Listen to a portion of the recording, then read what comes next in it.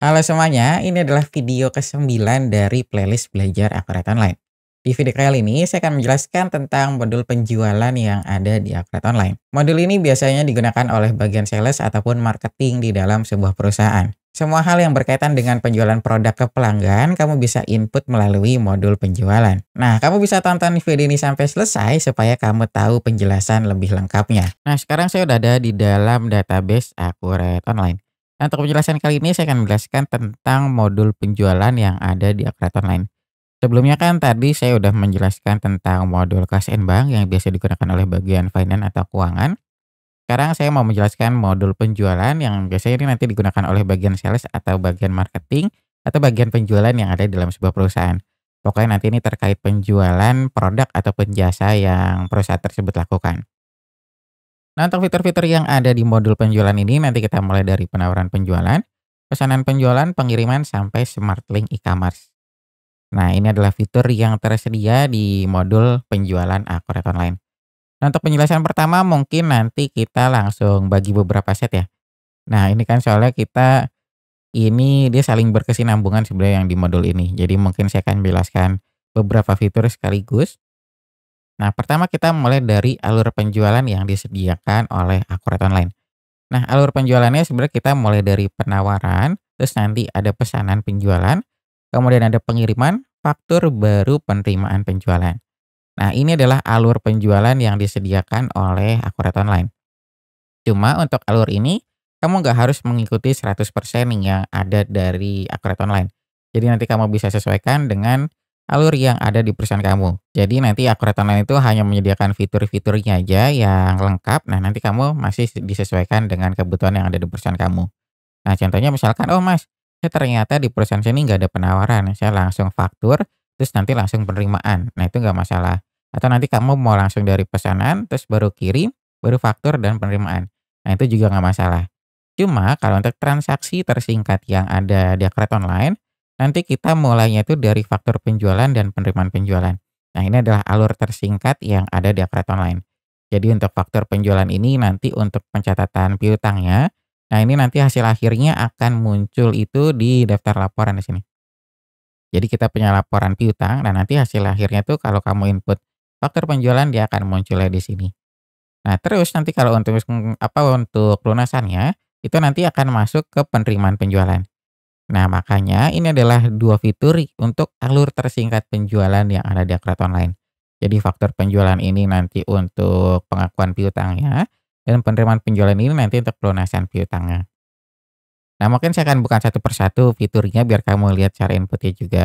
Yang pertama kita dari penawaran penjualan. Nah, ini biasanya dilakukan kalau kita baru menawarkan produk atau jasa yang ada di perusahaan kita nih. Nah, nanti kamu tinggal masuk ini. Kamu tuh dipesannya dari siapa, nanti kamu tinggal input. Ini kalau kamu ini kan saya datanya masih kosong ya. Nah, nanti kamu bisa input secara manual di sini. Nah, nanti kamu ada pilihan untuk simpan sebagai data baru, atau kamu juga bisa input dulu di sini. Di fitur pelanggan, nah nanti kamu bisa import dari Excel dari sini.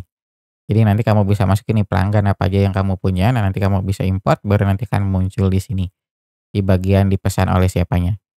Nah, nanti akan muncul di sini semua nama pelanggan kamu, baru nanti kamu input tanggal ini. Kamu input tanggalnya, nah terus ini kamu tinggal pilih barang dan jasa apa aja yang kamu akan tawarkan. Baru kamu input, nah nanti di tab ini kamu juga bisa pilih syarat pembayarannya. Kayak gitu. Nah, mungkin saya sekalian ini aja ya, biar kamu ada gambaran juga, saya buatin contoh barangnya dulu. Ini kita contohnya nama barangnya itu tes aja ya. Satuannya pieces.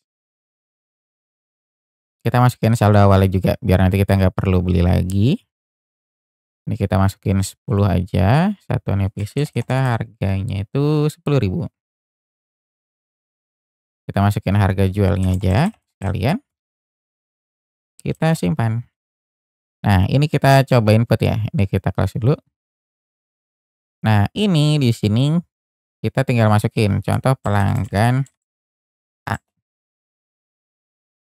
Kita ada penawaran penjualan nih, kita mau bikin penawaran untuk pelanggan A, ini dengan barangnya itu barang atas nama tes ini, dengan harganya itu 20.000.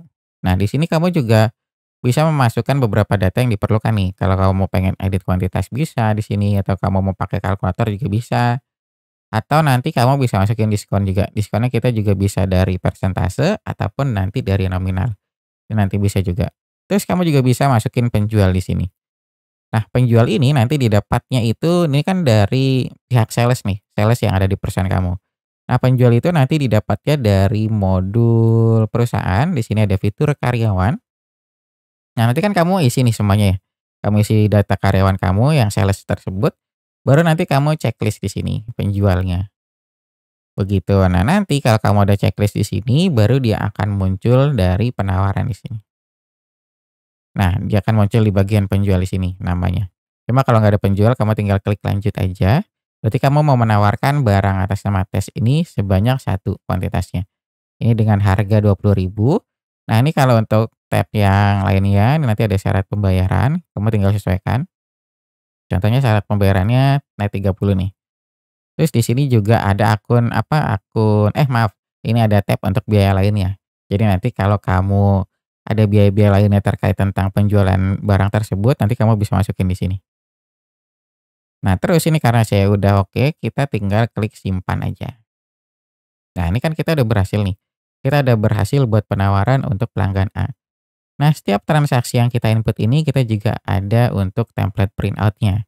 Jadi nanti ada dokumentasinya, dan di sini nanti juga kamu bisa sesuaikan nih template-nya atau desainnya sesuai dengan kebutuhan.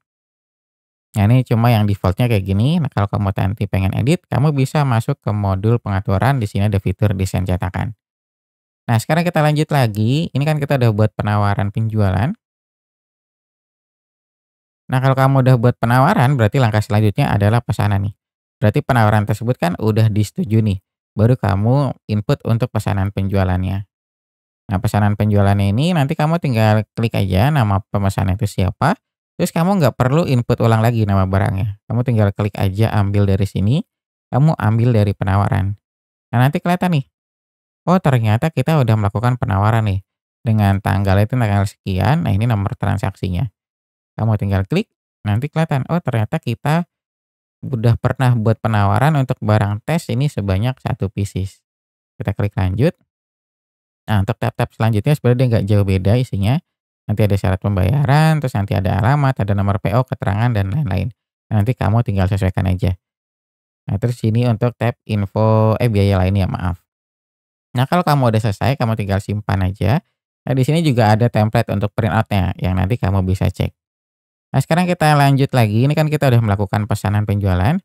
Nah, untuk fitur pesanan penjualan dan penawaran penjualan ini, kita belum ada jurnal yang terbentuk. Karena kita baru melakukan pencatatan aja nih. Kalau si pelanggan tersebut ini udah melakukan transaksi nih, udah melakukan penawaran dan pesanan penjualan juga di perusahaan kita. Nah, nanti untuk pembentukan jurnal itu akan dimulai ketika kamu melakukan pengiriman pesanan. Di sini nanti udah ada jurnal yang terbentuk karena kita udah ada barang yang keluar nih. Nah, kita tinggal klik aja untuk fitur pengiriman pesanan di sini. Nah, nanti kamu ditanya nih, kirimnya itu ke pelanggan apa? Nah, di sini nanti kamu tinggal pilih. Kamu tinggal klik ambil dari pesanan. Nah, nanti kelihatan. Nah, ini dia tampilannya. Barang kita mau ngirim pesanan dengan barang tes namanya, ini sebanyak satu pieces. Kayak gitu. Nah, nanti kalau kamu ada pilihan beberapa pengiriman di sini, nanti kamu bisa pilih aja di sini. Ini nanti kamu bisa masukin kayak nanti dari Gojek atau nanti dari Shopee Express atau nanti dari JNT, JNE. Nah, nanti kamu tinggal sesuaikan. Cuma kalau nanti kamu nggak perlu ada pengisian tersebut, kamu bisa kosongin aja. Nanti kamu tinggal sesuaikan. Dan di sini paling nanti untuk info lainnya kayak ada alamat, keterangan, nomor PO, dan lain-lain. Ya udah, oke, kamu tinggal simpan. Nah, di sini, ini kan tadi saya bilang ya, ini nanti kamu udah ada jurnal yang terbentuk. Kamu bisa lihat nih jurnalnya di sini. Jurnal yang ada di dekorator lain itu kan otomatis. Nanti kelihatan. Nanti ada persediaan terkirim pada persediaan, kayak gitu. Terus, ini juga nanti kalau kamu lihat, ini dia ada di sini. Di laporan racanya juga ada. Nah, ada persediaan terkirim sebanyak 10.000. Terus nanti di laporan mutasi barangnya itu juga ada. Ya kita bisa lihat kartu stoknya, ini kan kita barang tes. Nah, nanti kelihatan. Kita saldo awalnya itu ada sebanyak 10 kuantitas masuknya, jadi kuantitas akhirnya itu ada 10. Nah, ternyata kita melakukan pengiriman ke pelanggan A sebanyak 1, berarti ada kuantitas yang keluar 1, jadi kuantitas akhir kita ada 9, kayak gitu. Ya berarti kita udah melakukan pengiriman pesanan nih ke pelanggan. Nah, kalau kita cek lagi, ini kan kita udah cek di laporan racanya ya, sama di laporan kartu stoknya. Nah, selanjutnya kita tinggal masuk ke faktur penjualan. Karena kita udah ini nih, barangnya udah diterima oleh pelanggan dan kita mau melakukan penagihan. Nah, di sini nanti kamu tinggal klik aja pelanggan atau pelanggan apa, terus kita tinggal klik ambil lagi dari pengiriman. Nah, nanti kelihatan, kita klik lanjut. Nah, nanti di sini kita di tab info lainnya, kamu bisa masukin nih syarat pembayaran, nomor PO, alamat, dan keterangan. Dia nggak jauh beda ya, kayak yang sebelumnya. Terus di sini ada info untuk tab biaya lainnya, sama ini nanti ada informasi pembayaran. Nah, ini kalau kamu pakai Smart Link e-payment. Cuma ini fitur add-on yang ada di Akret Online. Cuma kalau kamu udah selesai semua, udah oke, baru kamu tinggal simpan. Nah, ini kalau kita cek, ini kan yang kartu stoknya udah nggak berubah, coba kalau kita neraca, nah dia udah berubah jadi piutang usaha. Jadi yang tadinya dia persediaan terkirim, dia berubah jadi piutang usaha. Nah, kalau begitu berarti kita punya laporan tambahan untuk laporan piutangnya. Nah, nanti kelihatan. Contohnya kita mau buka laporan yang faktur belum lunas. Nah, nanti kelihatan nih, oh ternyata kita atas nama pelanggan A ini udah melakukan piutang nih. Dengan nomor transaksinya sekian, ini tanggal transaksinya tanggal sekian. Dan ini tanggal jatuh temponya. Karena tadi kan kita net yang 30 hari ya. Nah, ini ada total piutang sama piutang itu berapa. Kayak gitu. Jadi nanti akan muncul di sini. Nah, terus nanti laporan piutang ini juga ada banyak sebenarnya. Nanti kamu tinggal sesuaikan aja. Nah, kemudian gimana kalau kita mau melakukan pencatatan untuk pelunasan piutangnya? Untuk pelunasan piutangnya kita tinggal klik yang penerimaan penjualan di sini. Nah, kita tinggal ambil aja. Nah, terus uangnya itu akan masuk ke mana? Contoh kita mau ke akun bank. Kita tinggal ambil, kita klik lanjut. Nah, di sini kamu bisa pilih nih, kamu mau apakah customer tersebut itu mau bayar lunas ataupun kamu mau bayar sebagian pelanggannya. Contoh kita mau bayar sebagian 10.000. Jadi kamu tinggal edit, nah klik hitung nilai pembayaran. Kamu klik simpan. Nah, di sini di laporan piutangnya kalau kamu refresh, dia akan berubah. Jadi dari total piutang itu 20.000, ternyata nilai piutangnya sisa 10.000. Karena tadi udah dibayar 10.000. Dan di neracanya juga dia akan berkurang. Gitu. Nah, 10.000-nya akan masuk ke akun bank ini. Tadi kan kita minus 500.000 ya. Nah, karena dia masuk 10.000 berarti ini minusnya 490.000. Nah, terus kita juga ada di laporan laba ruginya nih. Kita ada di laporan keuangan, kita dibuka di laporan laba rugi. Nah, ini nanti kelihatan untuk pendapatan kita. Dia akan muncul di sini. Nah, kelihatan nih. Laporan pendapatannya itu 20.000 dengan HPP-nya 10.000. Dan kita juga ada beban listrik sebanyak 500.000 yang ini kita catat sebelumnya ya.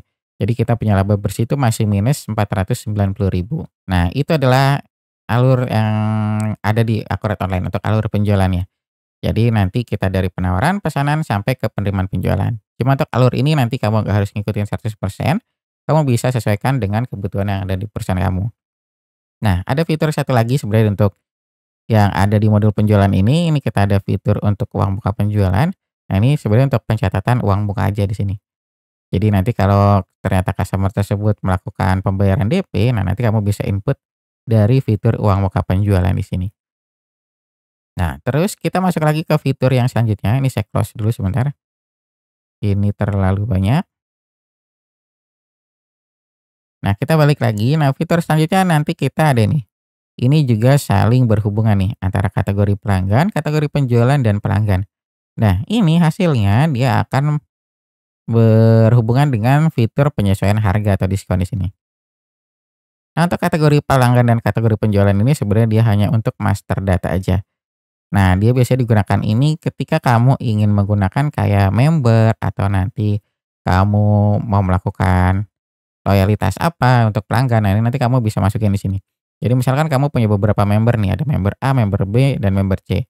Nah, nanti kamu tinggal masukin di sini member-member tersebut. Contoh kita bikin aja ya, kita buat baru di sini, contohnya kita member.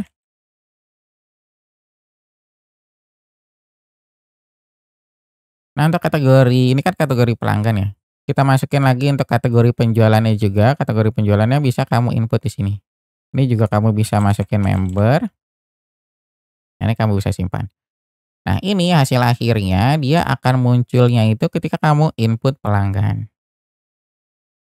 Nah, ini kan pelanggan ini kamu bisa input nih semuanya satu-satu atau nanti kamu bisa ekspor ya Excel.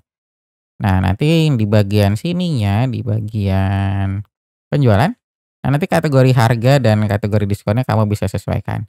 Ini mau pakai kategori harga atau diskon yang mana? Tadi kan kita mau pakai yang member ya. Kamu tinggal masukin.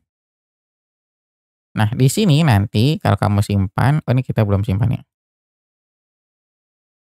Contohnya kita buat pelanggan member aja namanya. Nah, ini kalau kita buat, ini nanti hasil akhirnya kita bisa pakai fitur penyesuaian harga atau diskon. Jadi kita bisa menentukan harga sesuai dengan kategori penjualannya nih. Nah, kayak gini. Jadi kita bisa pilih, kita mau nyesuaiin harga itu untuk umum atau untuk member aja. Jadi kalau untuk member ya nanti kamu tinggal pilih aja. Nah, nanti tipe penyesuaiannya juga kamu ada pilihannya. Kamu mau penyesuaian harga ataupun diskon. Contohnya kita mau harga. Nah, nanti di sini kamu tinggal pilih barangnya itu apa. Nah, kalau kamu klik harga atau kamu klik barang di sini, nah nanti kamu bisa milih nih. Jadi untuk ini kan untuk harga yang lama nih. Jadi biaya satuan itu 10.000. Nah, itu harga lamanya 20.000. Nah, kalau kita mau jual ke member itu biayanya berapa? Contoh kita masukin 15.000 untuk member. Harga minimumnya juga 15.000. Nah, kita lanjut. Nah, ini kita simpan. Nah, hasilnya ini kalau kita tes, ini kan berarti kita punya 2 pelanggan nih, ada yang pelanggan A tadi sama pelanggan umum. Nah, kalau kita cek, kita sama-sama lihat ya. Untuk pelanggan A ketika dia mau beli barang, ini harganya 20.000 nih langsung. Nah, kalau kita ganti di sini pelanggannya yang pelanggan member, dia akan berubah jadi 15.000. Nah, ini adalah fungsi dari fitur yang tadi nih, yang keempat tadi, dia saling berhubungan. Nah, kayak gini. Jadi dari kategori pelanggan, penjualan, sama pelanggan, sama penyesuaian harga atau diskon. Nah, dia saling berkesinambungan. Nah, kita masuk lagi ke fitur yang selanjutnya. Fitur yang selanjutnya kita ada komisi penjual. Ini nanti kalau kamu ada salesman nih, itu kan nanti pastinya ada komisi. Nah, nanti perhitungan komisinya bisa kamu input di sini. Cuma ini saya belum bisa jelasin nih karena penjelasannya juga lumayan kompleks. Nanti kamu tinggal sesuaikan aja dengan kebutuhan kamu. Nanti untuk tampilannya dia kayak gini. Nah, ini adalah fitur untuk komisi penjual. Nah, sekarang kita masuk ke fitur target penjualan. Nah, target penjualan ini nanti juga bisa digunakan untuk bagian sales juga. Jadi untuk target penjualan ini, nanti kamu bisa masukin nih nama targetnya itu apa. Contoh kita target A, contohnya kita mau namain. Nah, di sini tipe targetnya itu nanti ada 4 macam. Ada per barang, ada per kategori barang, terus ada per penjual dan per bulan. Nah, bedanya apa nih? Nah, kalau per barang berarti nanti dia terkait itu langsung ke barang tersebut. Contoh kamu ada barang A, barang B, dan barang C. Nah, kamu perlu untuk target penjualan untuk penjualan barang A nih. Nah, berarti nanti kamu pilihnya itu per barang di sini. Nah, kalau per kategori barang itu dia lebih lebih meluas lagi, dia lebih di atasnya yang per barang. Jadi contoh, kamu punya barang A, B, dan C nih. Nah, ternyata barang A, B, dan C itu dia dikelompokkan ke dalam barang kulkas contohnya. Itu dalam kategorinya kutu kulkas, kategori barangnya. Nah, terus kamu juga punya barangnya itu C, D, dan E. D, E, sama F, maaf.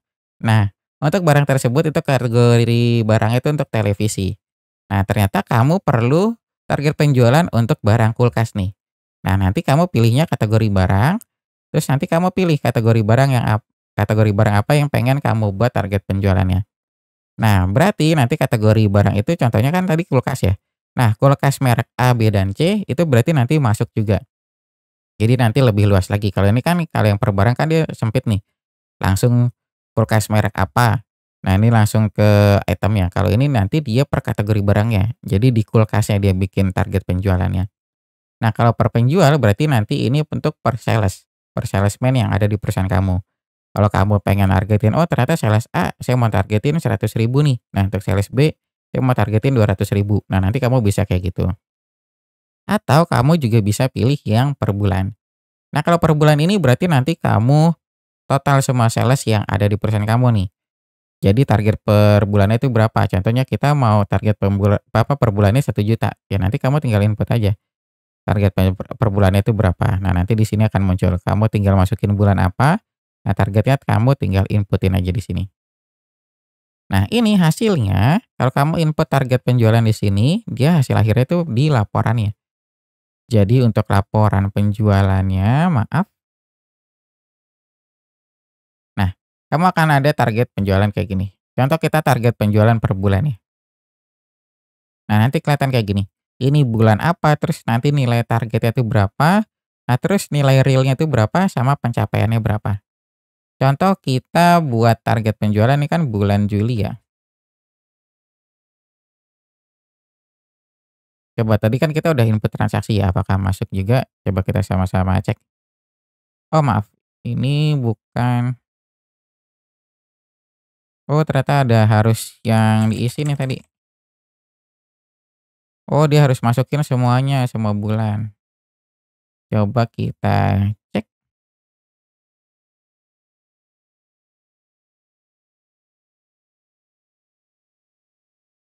Coba kita masukin dulu semuanya ya, 500.000, 500.000. Biar nanti kita lihat hasil akhirnya itu di laporannya kayak gimana, biar nanti kamu ada gambaran juga.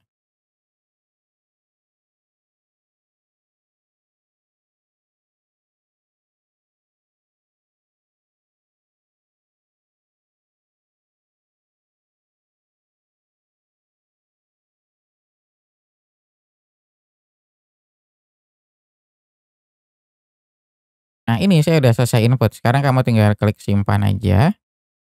Nah ini udah berhasil disimpan, coba kita cek lagi di laporannya. Kita refresh. Nah tampilannya kayak gini. Nah ini kan tadi kita udah ada transaksi nih di bulan Juli ya. Nah ini dari nilai target kita 500.000, kita udah nilai realnya nih ada 20.000 nih. Berarti pencapaian kita baru 4% di bulan Juli ini. Nah, coba kalau kita cek lagi untuk transaksi penjualannya, kita contohnya ke pelanggan A lagi, kita jualnya jangan 20.000, contohnya kita jual 600.000 harganya. Kita tinggal simpan. Nah, coba kita cek lagi di laporan target penjualannya. Nah, dia akan berubah. Jadi nilai realnya itu dari bulan Juli kan targetnya 500.000, ini nilai pendapatan kita ternyata 620.000, berarti pencapaian kita udah 124%. Jadi udah mencapai target. Nah, kalau kamu pengen lihat lagi di laporan lainnya, nanti kayak gini. Ya sebenarnya nggak jauh beda tampilannya. Ini yang penjual, terus nanti ada target penjualan per kategori barang. Nah, di tampilannya kayak gini. Dia nggak jauh beda sebenarnya. Terus ada target penjualan per barang. Nah, dia kayak gini. Ini per barang dia lebih lebih kompleks nih tampilan kolom-kolomnya. Dan ini adalah laporan yang dapat dihasilkan kalau kamu input target penjualan. Nah, sekarang kita masuk ke fitur yang terakhir. Fitur yang terakhir di sini ada fitur untuk Smart Link e-commerce. Nah, untuk fitur Smart Link e-commerce ini nanti digunakan kalau kamu ada penjualan lewat marketplace. Cuma di sini dia nggak terintegrasi secara langsung. Jadi model itu nanti ekspor dan import. Jadi nanti kamu bisa ekspor transaksi yang ada di marketplace yang kamu gunakan. Terus nanti kamu bisa import ke dalam Akurat Online. Cuma pertama nanti kamu daftarkan dulu nih marketplace apa yang kamu punya. Nah nanti kamu tinggal masukin di sini, kamu tinggal lengkapin nama tokonya itu apa, terus nanti di marketplace mana kamu gunakan. Kemudian nanti ada cash and bank dari saldo e-commerce-nya. Nanti kamu buat dulu di sini di akun perkiraan. Terus nanti kalau ada ongkir dan fee kamu lengkapin dan terakhir adalah lainnya. Nah, ini nanti kamu lengkapin dulu. Nah, kalau kamu udah lengkapin nanti dia berfungsinya itu dari faktur penjualan. Kalau kamu klik di faktur penjualan, nah di bagian sini nanti kamu bisa import. Nah, nanti kamu bisa pilih nih. Kamu mau import itu transaksi dari marketplace mana. Kayak gitu. Nah, cuma ini dia nggak bisa terintegrasi secara langsung. Modelnya dia ekspor import. Soalnya banyak customer saya beranggapan itu kalau Akret Online itu bisa terintegrasi langsung dengan marketplace. Cuma untuk saat ini kita belum bisa. Jadi modelnya nanti transaksi yang ada di marketplace itu kamu ekspor, kemudian kamu import ke dalam Akret Online. Baru nanti transaksi tersebut akan masuk ke faktur penjualan di sini. Dia akan langsung masuk otomatis. Jadi kamu nggak perlu input satu-satu nih transaksi penjualannya. Nah, itu juga termasuk fitur terakhir yang ada di modul penjualan yang ada di Akret Online. Nah, untuk penjelasan selanjutnya kita akan menjelaskan tentang modul pembelian yang ada di Akret Online. Nah, mungkin sampai sini aja penjelasan yang bisa saya berikan tentang modul penjualan yang ada di Akret Online. Jika kamu ada pertanyaan lainnya, kamu bisa langsung tulis aja di kolom komentar. Terima kasih sudah menonton video ini sampai selesai. Sampai jumpa di video selanjutnya.